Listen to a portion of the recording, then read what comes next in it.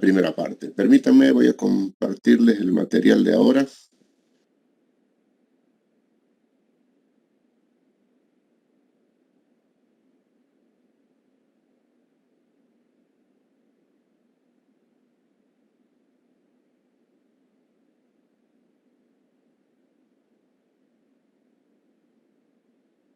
Bien, habíamos comenzado con esta referencia que hicimos al concepto de Estado.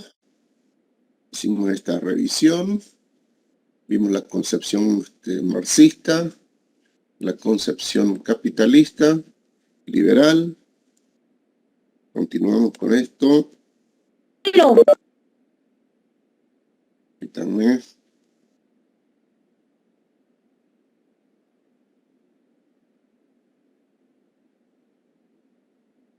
bien, vimos territorio, sociedad, Estado, las concepciones de la antigüedad.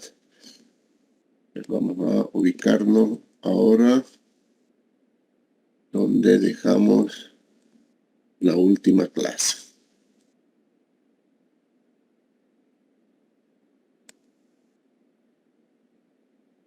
Perfecto. Hasta aquí llegamos entonces la anterior clase, es decir, la última que tuvimos en cuanto a las sesiones de videoconferencias. Y comenzamos con la noción de ciencia política, estableciendo la conceptualización, el desarrollo de este constructo teórico, hablando de un conjunto de conocimientos sistemáticos, ordenados y comprobados acerca de la naturaleza, la sociedad y el pensamiento humano. A ver, voy a callar un ratito el ruido exterior, un momentito.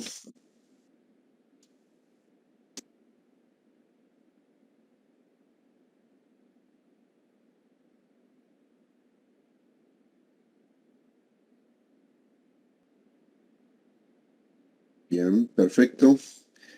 Y luego hablamos del conocimiento como la operación de la inteligencia humana por medio de la cual se entera y aprende los fenómenos que le rodean mediante la sensación, la percepción, la representación que surgen del contacto inmediato del hombre con los fenómenos que tiene ante sí.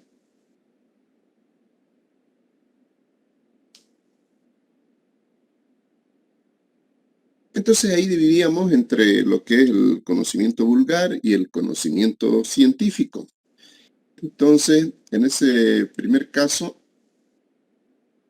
veíamos lo siguiente, de que el conocimiento vulgar resulta de la presencia directa del hombre ante los fenómenos de la naturaleza o de cualquier naturaleza, y el conocimiento científico resulta de la sistemática acumulación de conocimientos anteriores y que se adquiere mediante un amplio proceso de la inteligencia humana. Muy bien. Hasta aquí llegamos entonces, haciendo esta lectura de esta diapositiva, hasta aquí llegamos la última clase y ahora vamos a continuar con nuestro avance. Ahora, a lo largo de la historia de la humanidad, ¿no? Esto como un comentario adicional, hemos visto de que se han realizado una serie de revoluciones, ¿no? Las revoluciones que han llevado al hombre a una transformación hasta que en esta última revolución que hemos tenido hace unos 500 años, que se habla de la revolución científica, ha habido todo un proceso de transformación del conocimiento del ser humano, ¿no? Entonces, en ese sentido es que nosotros empezamos ahora a hacer los comentarios toda vez que vamos a utilizar una ciencia en particular, es decir, vamos a hacer referencia a una ciencia en particular como es la ciencia política, en el marco del estudio que nosotros estamos realizando de la ciencia económica. Entonces, todos estos conceptos que revisamos ahora, obviamente de manera inicial son generalistas para luego aterrizar en los aspectos que hacen a la doctrina de la ciencia política. Entonces, uno de los conceptos esenciales que tenemos nosotros dentro de la ciencia política como objeto de estudio, este constructo denominado objeto de estudio, sobre el cual vamos a comenzar a comentar. Pero cuando hemos estado hablando del conocimiento científico, estamos hablando en definitiva, de lo que se denomina la epistemología. La epistemología como una rama de la filosofía que trata del pensamiento humano, de la teoría del conocimiento. Es decir, esta filosofía que trata todos los problemas filosóficos que rodean a lo que se denomina la teoría del conocimiento. Entonces, tenemos evidentemente muchos ejemplos de lo que puede ser un conocimiento científico ya para el ser humano. Por ejemplo, de disponer de cualquier medicina, hasta de una aspirina, ¿no?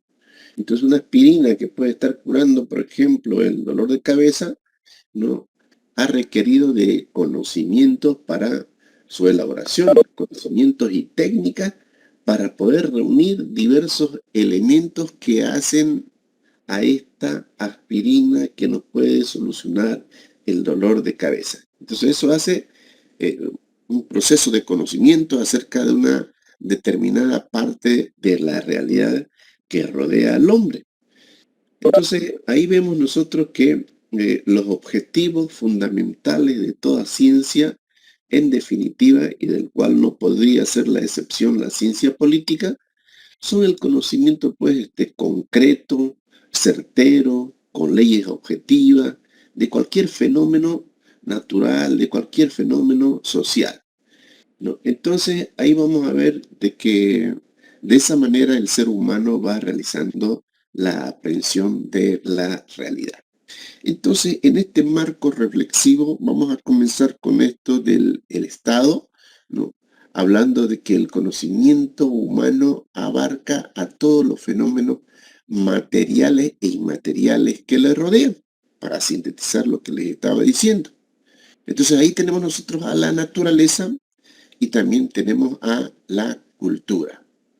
La naturaleza es el conjunto de fenómenos en los que no intervienen ni la voluntad ni la acción humana. Eso es lo que nos rodea, eso está allí. Y la cultura está formada por los fenómenos producidos por la voluntad y la acción de los hombres. Entonces, desde que aparece el Homo sapiens, ¿no? Y estamos hablando de unos 12.000 millones de años, se empieza a generar esa cultura, fruto de ese comportamiento del ser humano en la realidad, ¿no? Y de esa manera nosotros vamos a ver de que los fenómenos naturales tienen una diferencia con los fenómenos culturales y sociales. Los fenómenos naturales son aquellos cuyas leyes de producción y de cambio no dependen del hombre, sino de la naturaleza. Hasta parecería obvio esto que estamos mencionando acá. Y los fenómenos culturales son aquellos que son producidos por la voluntad y la acción humana, tal como manifestábamos precedentemente, aplicando sus conocimientos adecuados a la ley objetiva de la naturaleza y la sociedad. Entonces, en esta primera revisión que hacemos de este concepto, de este constructo, de este objeto de estudio de la ciencia política como es el Estado, empieza a englobarse a partir de ese proceso de transformación que ya hemos sufrido desde hace mucho tiempo, desde esa aparición, como les decía, del Homo sapiens, ¿no? Del hombre sabio, eso quiere decir en su traducción literal. Entonces, en ese sentido, continuando con este proceso reflexivo que estamos haciendo con este relato del desarrollo de la ciencia a lo largo del tiempo y obviamente enmarcado en este conocimiento que queremos tener acerca de la ciencia política, vamos a ver que este fenómeno social denominado el Estado porque recuerden cuando ya en la clase última les decía, tenemos de partida tres conceptos claros: el Estado, la nación y el gobierno. Entonces, el concepto de Estado es una artificiosidad, es decir, es algo creado por el ser humano, no es un fenómeno de tipo jurídico y político. Vamos a ir viendo las diferencias con los otros conceptos que les mencionaba de nación y gobierno. Entonces, el Estado como un concepto jurídico y político está conformado por una agrupación de numerosas familias que existen dentro de un territorio, tal como lo veíamos anteriormente, que poseen una comunidad de intereses, una comunidad de lenguaje, una comunidad de territorio, cultura y una comunidad de economía, ¿no es cierto? Entonces, esa agrupación de personas que en su conducta colectiva están sometidas a la regencia de leyes y autoridades, forman ese Estado, ¿no?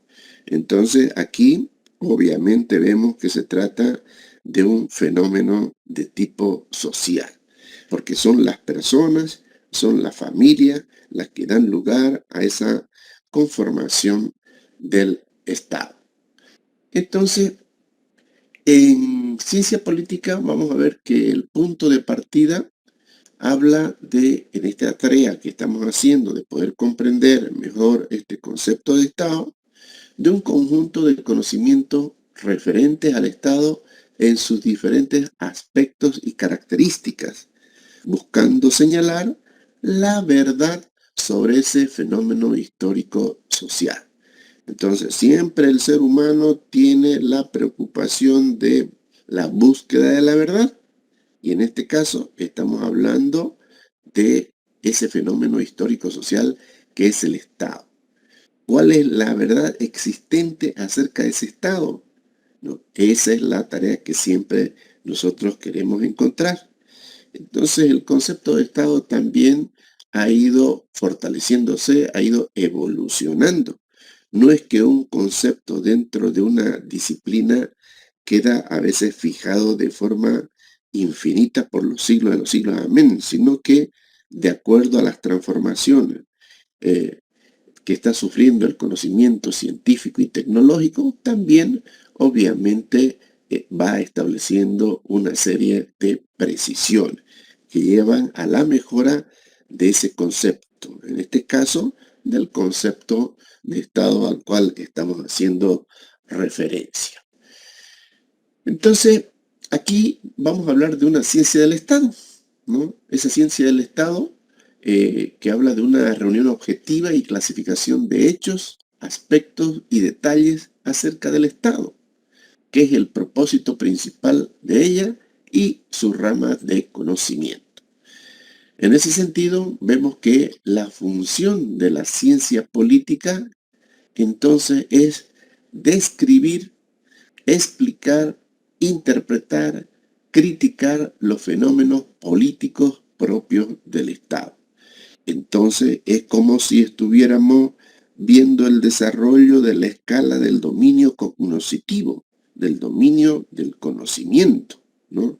Al cual hacíamos referencia hace un momento, a partir de todas esas revoluciones que se han producido a lo largo de la humanidad. Y justamente la primera tiene que ver con la revolución del conocimiento, una segunda con la revolución agrícola y la tercera con la revolución científica tecnológica a la cual estamos haciendo nosotros como seres humanos referencia desde hace unos 500 años.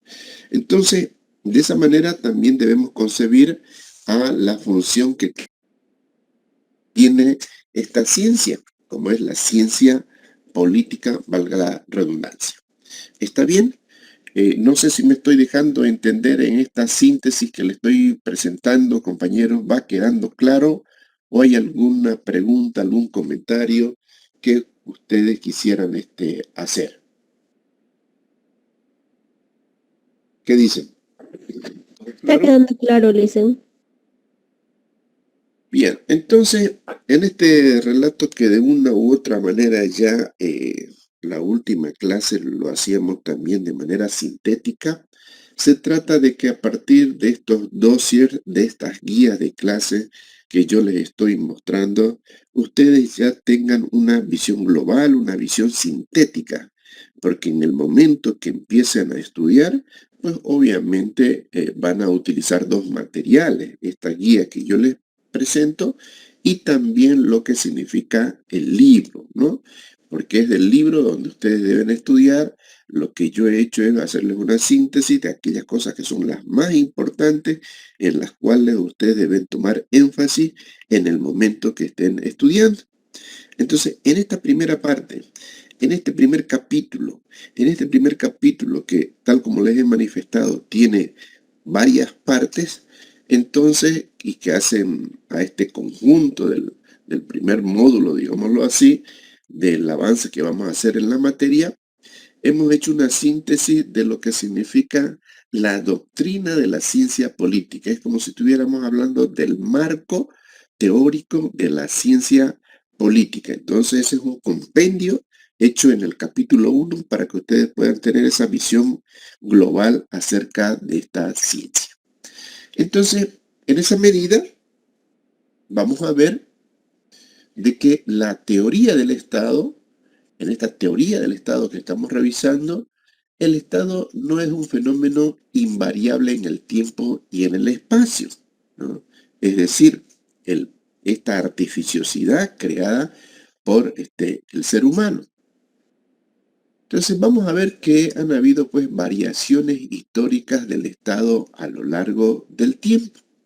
Y esas variaciones del Estado desde una época reciente, esto para poder remitirnos a unos 20 o 25 siglos atrás, ¿no? Y fíjense del tiempo que estamos hablando, hablábamos de esas variaciones históricas del Estado griego, el Estado romano, que son las primeras transformaciones que hemos visto dentro del marco de la ciencia política, luego el Estado ruso, el Estado norteamericano, hasta llegar al Estado boliviano.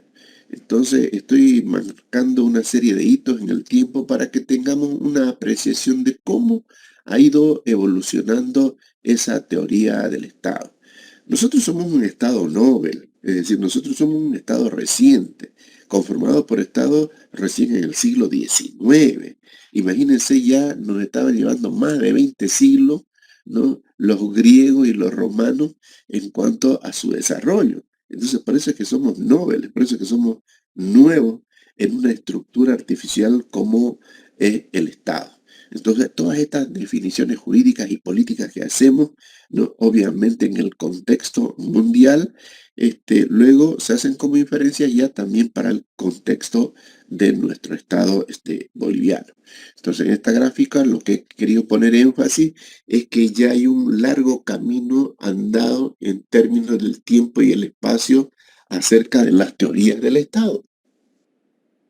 Esto nos habla, ¿no?, de la importancia y sobre todo de todo ese desarrollo que ya ha existido dentro de esta ciencia desde hace mucho tiempo. Entonces, vamos a ver de que la teoría del Estado se propone investigar la específica realidad de la vida estatal que nos rodea, ¿no? Es decir, describir todo ese funcionamiento del Estado. Y aspira a comprender al Estado en su estructura y funciones actuales, su devenir histórico y las tendencias de su evolución. Este es uno de los párrafos más comentados dentro de la teoría del Estado, hecho por Hermann Heller, ¿no? Entonces, ahí se nos sintetiza esa concepción que nosotros tenemos que tener acerca de este fenómeno jurídico político denominado Estado. Entonces, cuando hablamos del Estado, vamos a ver que no existió siempre en la sociedad humana. Surgió en el curso de la larga evolución histórica como cultura, ¿no? Y la cultura obviamente ha dado lugar a la historia, ¿no es cierto? Entonces, es un proceso que vamos sufriendo los seres humanos en esto de la revolución científica. la última etapa estoy hablando. Entonces aquí tenemos propósitos esenciales dentro de esta revisión que estamos haciendo. El conocimiento y la explicación del origen del Estado, la trayectoria de su desarrollo histórico-social, sus características generales, sus funciones y finalidades, sus instituciones internas y otros aspectos como la forma como han existido y existen los estados en el mundo, la extensión de la autoridad estatal, los instrumentos y procedimientos con los cuales son ejercitados el poder público y la autoridad. Entonces es en este marco en el cual nos vamos a desenvolver y esto es una síntesis de esa primera de las varias partes que tiene nuestro capítulo. Bien, entonces este material, es decir, las guías de clase, sistemáticamente se van a ir subiendo en la medida que vamos realizando nuestro avance, ¿no? Inmediatamente después de la clase, ustedes van a tener estos materiales que ya les estoy mostrando a disposición para poder ir ya estudiando conjuntamente con el libro que también les voy a ir proporcionando.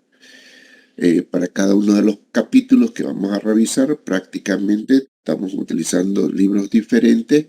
Es una especie de compendio que le he hecho de todo el material que ustedes van a tener disponible para la materia a partir de diferentes libros.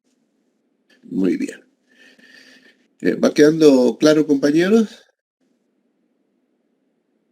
Antes que les pueda mostrar la otra parte.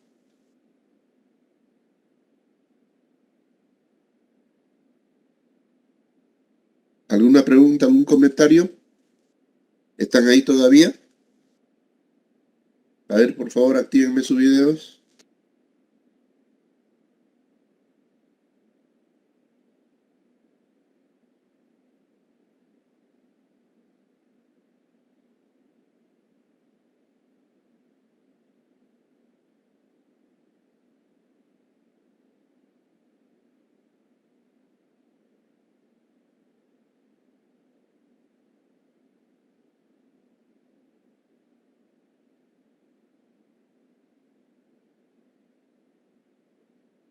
Ruth, Verus, que están ahí.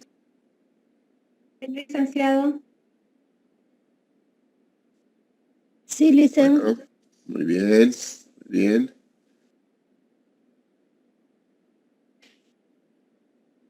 Bien, compañero. Entonces, se va comprendiendo la síntesis.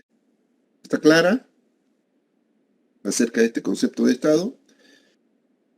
Muy bien, permítanme, voy a cargar el otro material.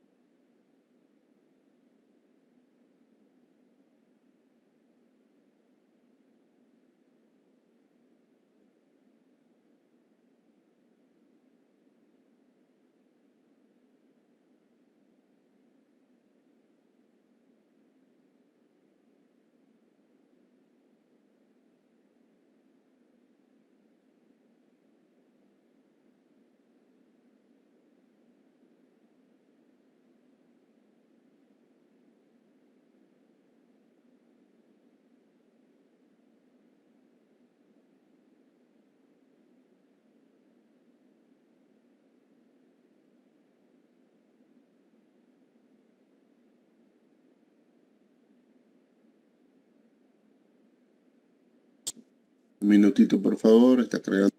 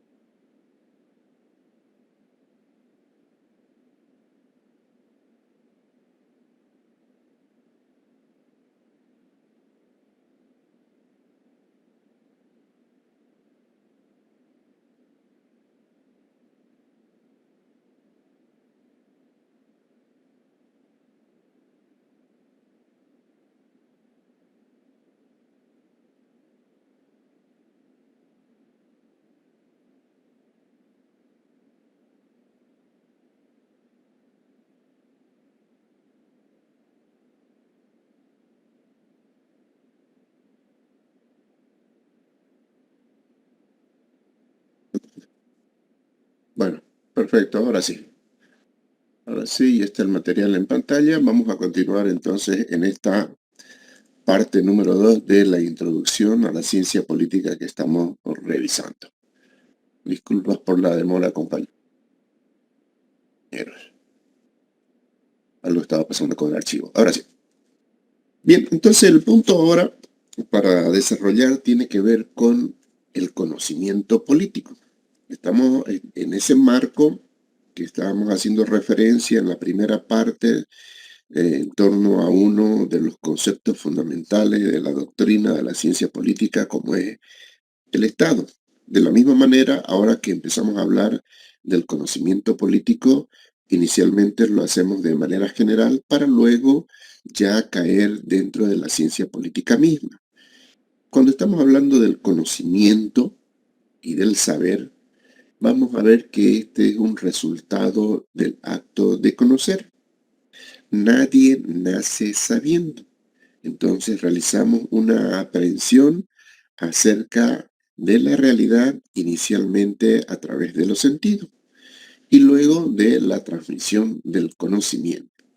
Entonces, este conocimiento, que es el resultado del acto de conocer, establece pues una relación y a su vez una correlación entre lo que es el sujeto cognoscente y el objeto de conocimiento, ¿no? Entonces, entre el sujeto, el ser humano, y la realidad que le rodea. Entonces, este objeto de conocimiento por parte del sujeto cognoscente quiere conocerse cada vez mejor. Entonces, aquí existe una relación biunívoca entre el sujeto y el objeto en el marco del conocimiento del cual estamos hablando. Entonces, vamos a ver de que esta aprehensión del sujeto acerca del objeto, esto que aprende, esto que asimila el sujeto, tiene que ver pues con la actividad que desarrolla el sujeto, tiene que ver con la inalterabilidad del objeto, de la realidad, para poderlo conocer mejor. Y no estamos hablando de una fusión de ambos, sino de una relación, de una correlación, de una relación biunívoca entre el sujeto y el objeto. Entonces, en este marco, vamos a ver de que existen diferentes grados de conocimiento acerca de la realidad. Por ejemplo, aquí hay una perspectiva de los grados de conocimiento que más se ha difundido, según Platón.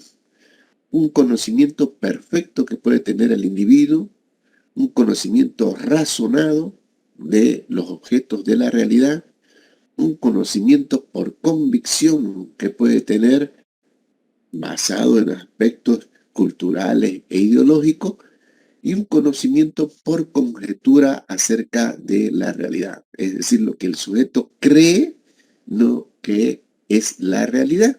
Inicialmente comienza con una conjetura, pero esa conjetura hay que sustentarla.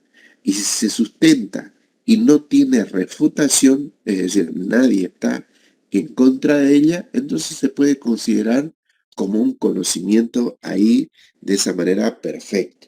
Entonces, ese es el desarrollo que hay dentro de la ciencia y así se concibe el conocimiento. Entonces, vamos a ver nosotros que existe pues un conocimiento empírico y un conocimiento metódico. Y cuando hacemos referencia a ese conocimiento empírico, vamos a ver que este tiene ciertas características. Y las características de este conocimiento empírico generalmente asimilado a partir de los sentidos que tiene el ser humano, es espontáneo, es vulgar en el buen sentido, es común, es ingenuo. Esas son las características que tiene un conocimiento empírico, ¿no? Un conocimiento a través de los sentidos. Pero cuando hablamos de un conocimiento de tipo metódico, entonces vamos a ver que este tiene otras características, porque es reflexivo, es crítico de la realidad, tiene un método y tiene técnicas que le han permitido tener un conocimiento acerca de una parte de la realidad. ¿Está bien?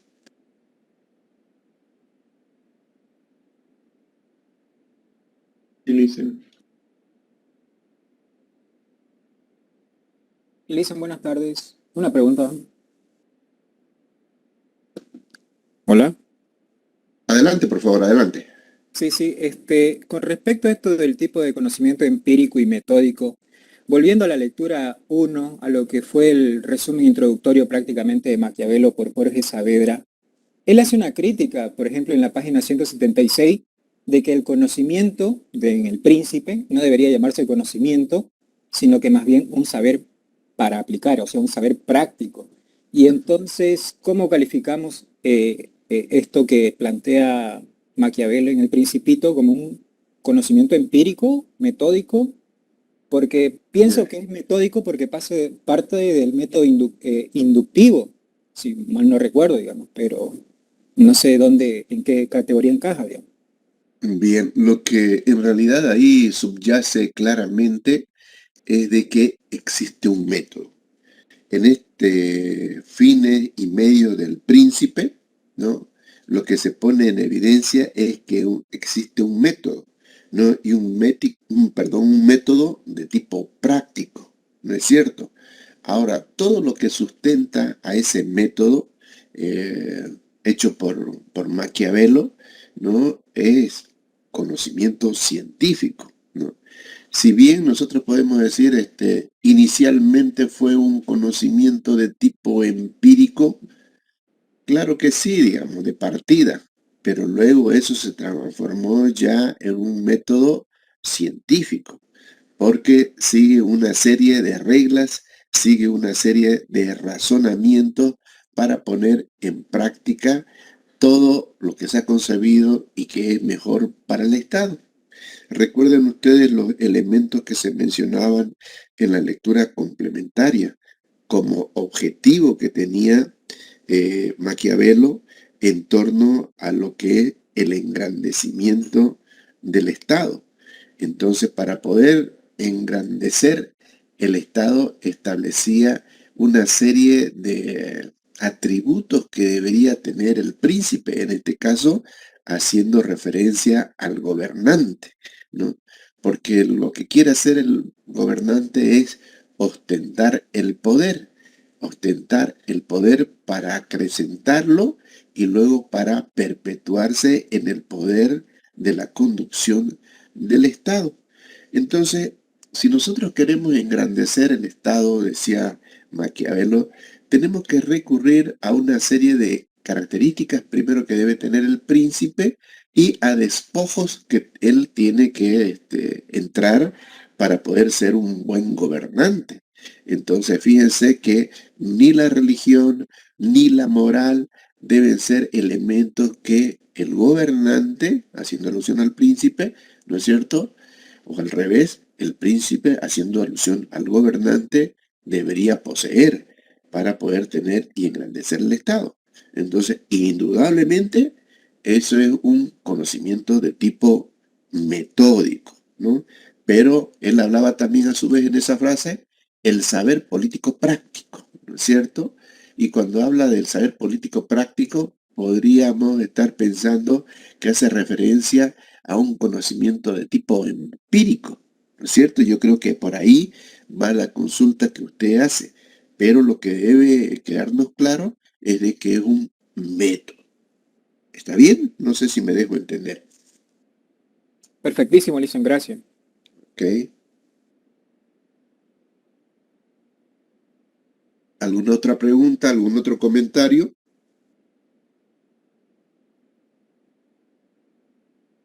Entonces, evidentemente con esta diapositiva que les estoy mostrando, tenemos que hacer una separación en la forma de conocimiento y sobre todo, tal como dice aquí, en los grados de conocimiento que podemos tener.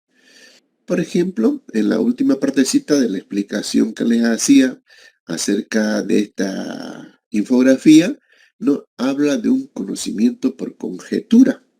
Entonces, conjetura es decir o hipotizar algo acerca de un fenómeno de la realidad.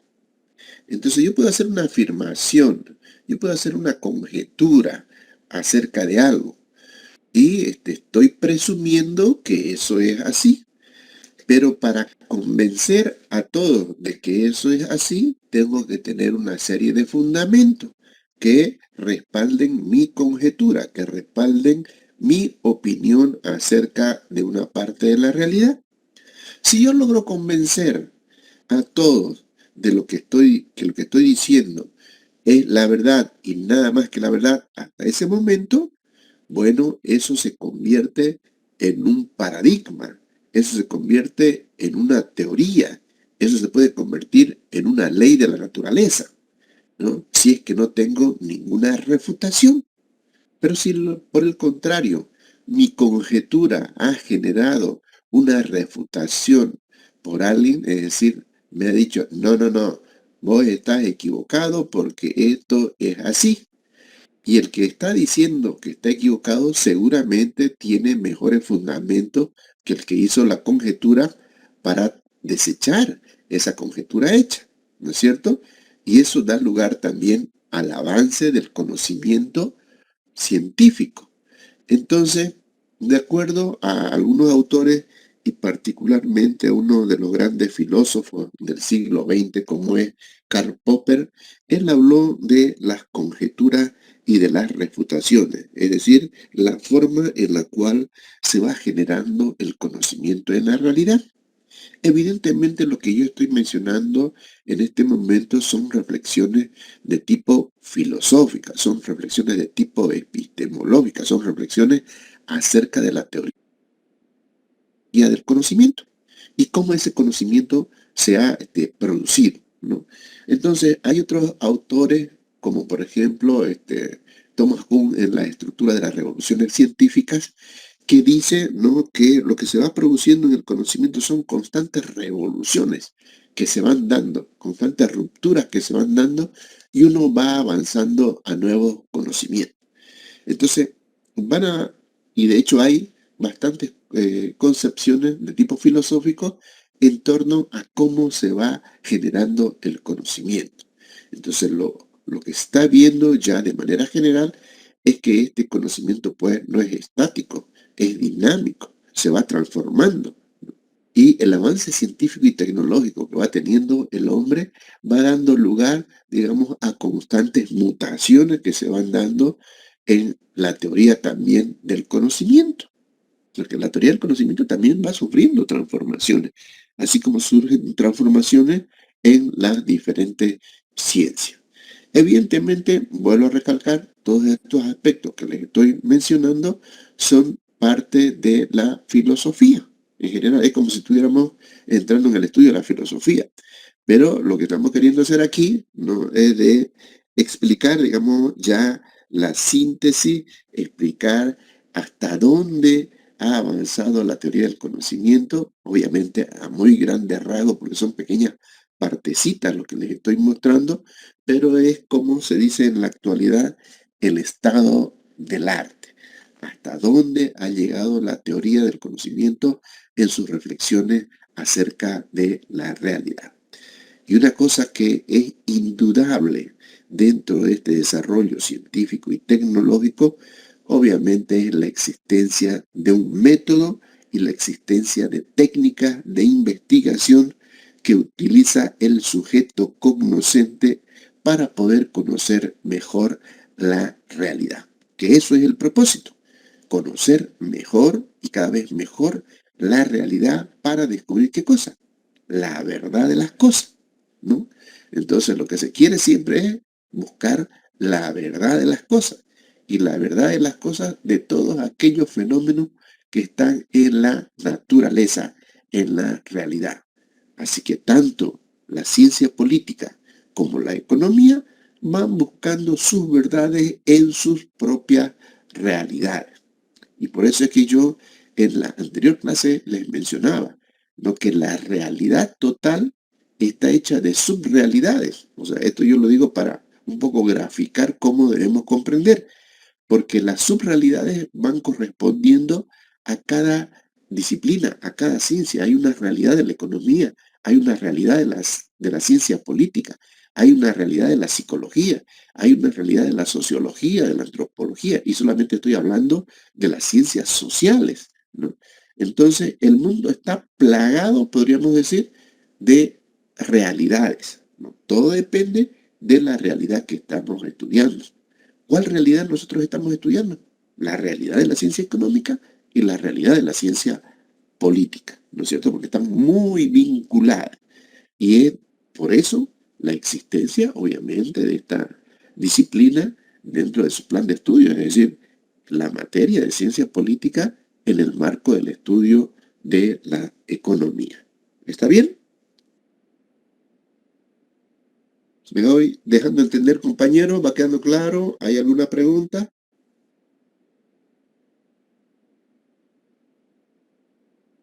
¿Puedo continuar? Sí, Licen. Ok, gracias, compañero.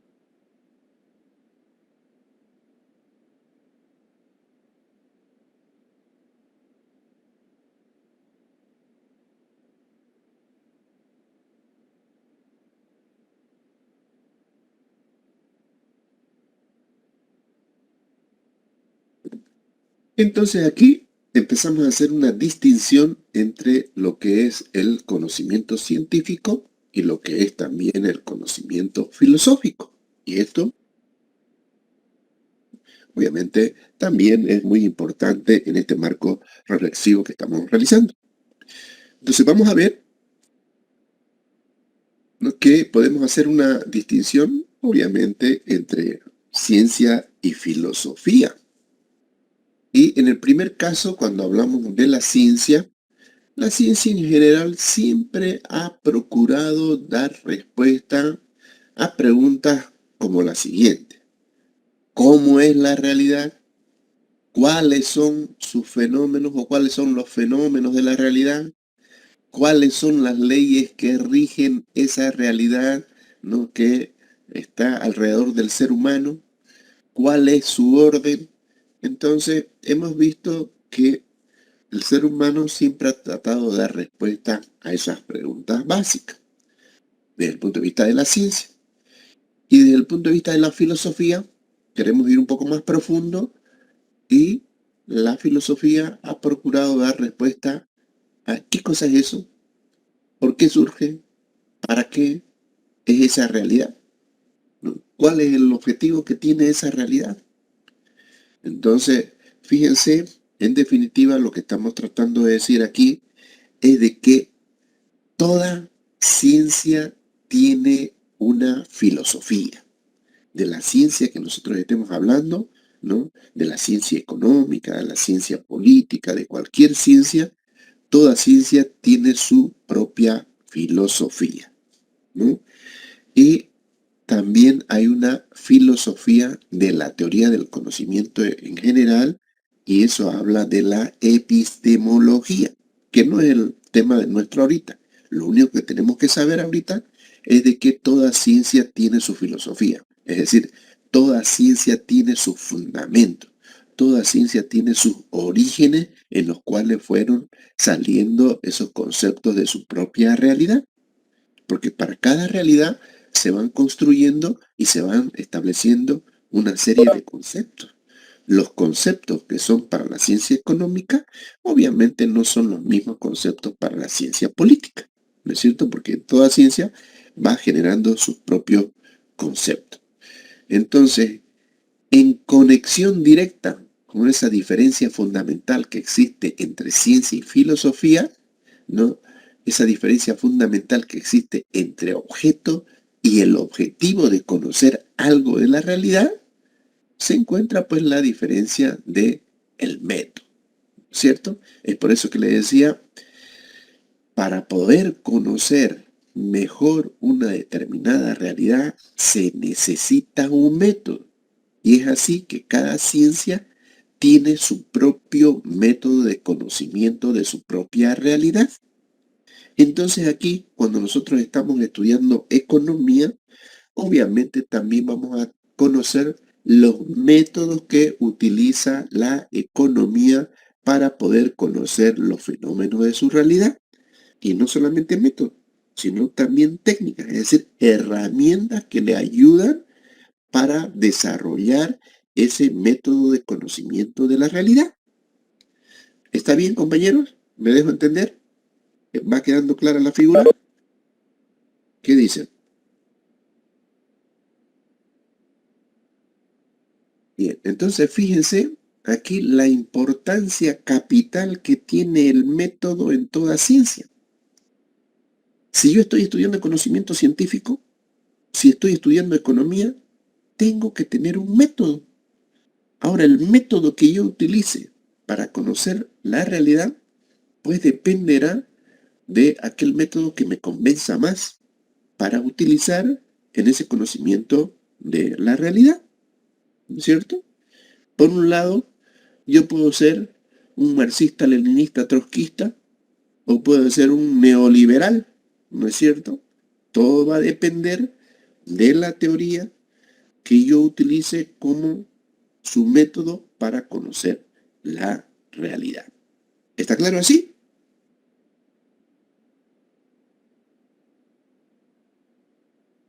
¿Sí o no? Pero díganme algo. ¿Qué dicen, compañero? Muy bien. Entonces, ¿de qué estamos dando cuenta aquí? De la relevancia, de la importancia capital que tiene el método en el conocimiento científico, el conocimiento científico de algo. Sin método no hay hallazgo, compañeros. Sin método, sin técnicas de investigación, no hay conocimiento de la realidad. Y si no hay conocimiento de la realidad, no hay conocimiento de esa verdad que estamos buscando. La búsqueda permanente de la verdad por el ser humano ha sido así, permanente. Lo ha sido, lo es ahora y lo va a seguir siendo. Entonces, lo que se necesita siempre es tener un método para tener una lectura de la realidad, para tener un conocimiento de la realidad. Sin eso yo no puedo avanzar. ¿Está bien? Le hice una pregunta, buenas tardes. Buenas tardes, adelante. A ver, sobre este punto, usted habló que si soy marxista y estudio la realidad a través de esa ideología, es un método. ¿Eso es correcto? Muy bien. Sí, Pero porque esa ideología tiene su método, ¿no? Ya. ok, pero si lo hago desde ese punto de vista, si lo hago así, ¿no estaría siendo subjetivo al estudiar la realidad? Y usted nos dijo que hay que ser objetivo. Correcto. Entonces, la objetividad es parte de la ciencia. La subjetividad son los juicios y prejuicios que yo tengo acerca de la realidad. Ahora, utilice el marxismo, el leninismo, el trotskismo por un lado, o utilice el liberalismo, cada uno de esas corrientes, de esas ideologías, tiene sus fundamentos y tiene un método. Entonces, la estructura que tiene ese método para conocer la realidad, obviamente tiene que cumplir ciertas características. Son rigurosas, son formales, son sistemáticas, son objetivas y no subjetivas. Entonces, en cada caso está primando la objetividad. Es una forma de conocimiento de la realidad. Ahora, entonces yo digo, bueno, entonces, ¿cuál voy a elegir? ¿Cuál es la creíble? ¿Cuál es la objetiva? ¿Cuál es la más rigurosa? ¿Cuál es la más formal? ¿Cuál es la más sistemática? Cada una de esas corrientes se ha preocupado por cumplir esos requisitos. Y de hecho, lo han cumplido. Pero, ambas han tenido, como se dice, huecos en su concepción, en su fundamentación. Entonces, ellos han hecho conjeturas acerca de cómo deberían hacer el conocimiento de la realidad. Y así como hay defensores de una corriente, también hay detractores. Los detractores se ocupan de ver los fallos, ¿no? Y se ocupan también de ver y criticar al otro, ¿no es cierto? De forma permanente. Entonces, no estamos queriendo decir, bueno, es una manera muy subjetiva si yo utilizo el marxismo. o es una manera muy subjetiva si yo utilizo el liberalismo, ¿no? O la teoría libertaria, ¿no? O el liberalismo.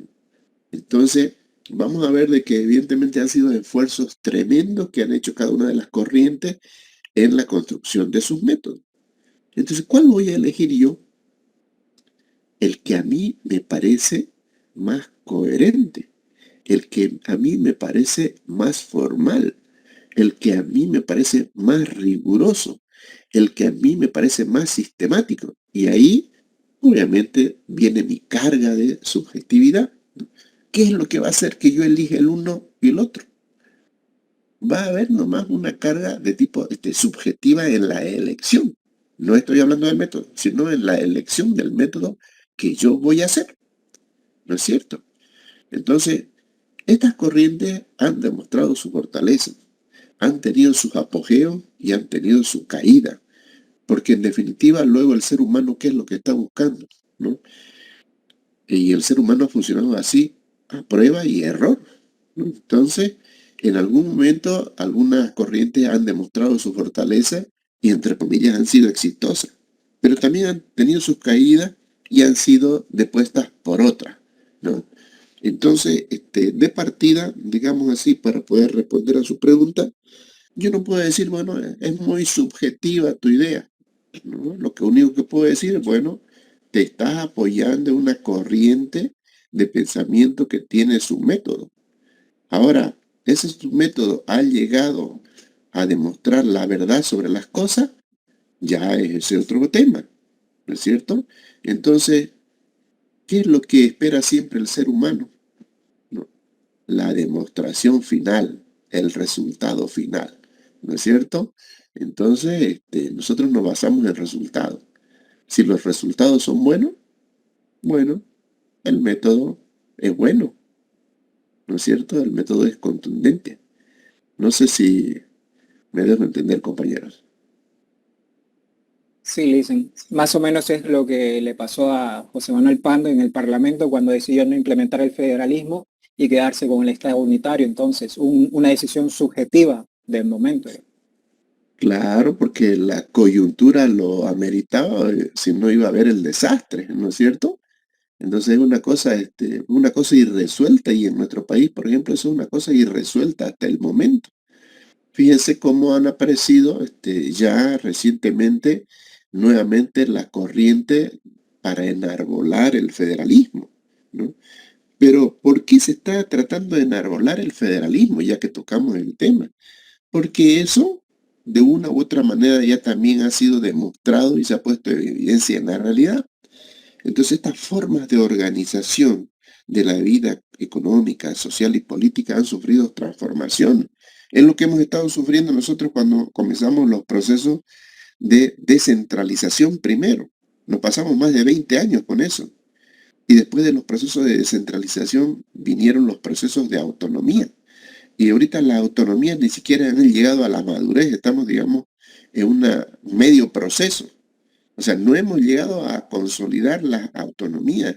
Fíjense ustedes que se hablan mucho de las cartas autonómicas que cada región debe hacer y no se han consolidado. Entonces, y ya estamos queriendo dar el salto al federalismo. Evidentemente, podemos ahorrarnos tiempo y decir, bueno, ya sabemos que han habido situaciones exitosas en otras partes del mundo. Hay estados que son federales, ¿no? Ya han transitado por la descentralización, han transitado por las autonomías y ahora están en el federalismo. Entonces, no tenemos más, pues de una vez saltemos al federalismo, ¿no? Si hay evidencia de que eso es mejor que lo que han sido los procesos descentralizadores, que han sido mejor de los procesos que son autonomía, bueno, no esperemos tanto, pues vámonos directo, ¿no es cierto? También hay que aprender de los otros. Y eso obviamente podría ahorrarnos muchos años, ¿no? Muchos años. Ahora, de que se quieren cambios estructurales, claro que sí. De que se requieren cambios de shock, claro que sí, para poder saltar al federalismo, ¿no? Y yo creo que podríamos hacerlo. Es más, deberíamos hacerlo. Ahora, ¿qué hace falta? La voluntad política de hacerlo. Y eso, entre comillas, esto de voluntad política es esencial, ¿no? Porque es parte también del estudio de la doctrina de la ciencia política. Cuando existe voluntad política, se pueden llegar a transformaciones que mejoren la calidad del Estado. Y yo creo que en el fondo esa es la búsqueda. Ahora, yo soy partidario del federalismo, ¿no? En ese sentido, porque ya hay evidencias de otros países que han transitado y son formas mejores de administrar la economía, la política y la sociedad misma. Son como pequeños estados autónomos, ¿no es cierto? Entonces, de esa manera podríamos hacer un uso más eficiente de los recursos, como decimos los economistas, ¿no es cierto? Porque eso es lo que estamos procurando siempre. Esta forma de organización de la vida política y económica de la sociedad es para ser mucho más eficientes, mucho más eficaces, mucho más pertinentes, mucho más efectivos, ¿no? Que como servidores públicos tenemos que ser cuando estamos inmersos en el sector público, porque es servicio para los demás. ¿Está bien? ¿Qué dice el compañero? Sí, Lisen, gracias. Me aclara muchas dudas. ¿Alguna otra pregunta, algún otro comentario?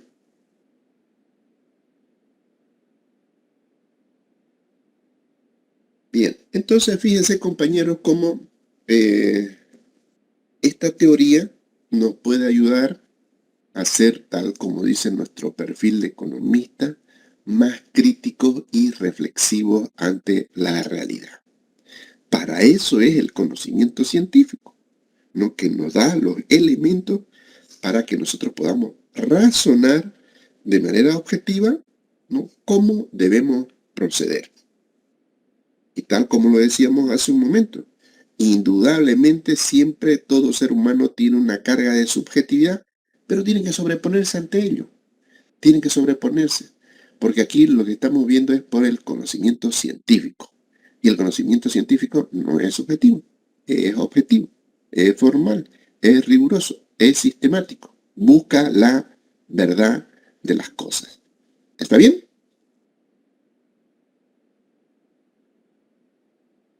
Sí, Lisen. Muy bien, compañero. Entonces, vamos a hacer un pequeño paréntesis en nuestro avance y vamos a continuar todavía en esta primera parte, en este primer capítulo, quiere decir de varias partes, de lo que se denomina el marco teórico de la ciencia política. Ese es el propósito. Entonces, como ustedes han visto, vamos a ir intercalando ya nuestras actividades. Bien, si no hay preguntas, si no hay comentarios,